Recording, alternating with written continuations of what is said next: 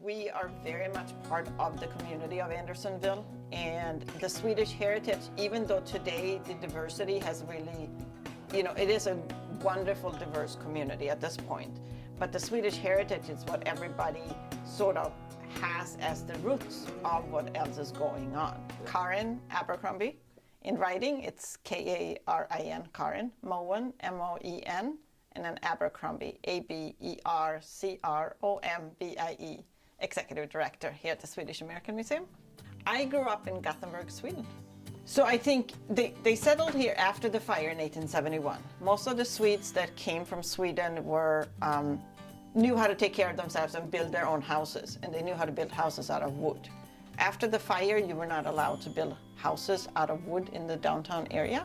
So they moved north. This was farmland at that point. So I think they just sort of moved as far north as they knew that they could find more and more space for not just themselves, their friends. I mean, we still do that today, that communities sort of are built because people of the same background or ethnic background live together. A Swedish guy by the name of Kurt Mattiasson, who had come here from Gothenburg, Sweden with his family in the early 60s, or mid 60s maybe. So by 76, he formed the museum.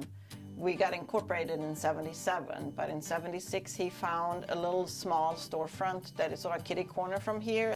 His purpose and his reason for forming the Swedish American Museum was that the generation that had come and had their children, some of them were dying off, and some of them didn't have the next generation to move their items to or donate their items to.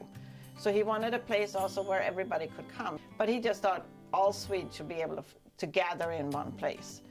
And then we purchased this building in 87 and opened up in 88. And this had been a hardware store owned by a Swedish American family who was still involved with the museum. So it was a big leap because this is 24,000 square feet.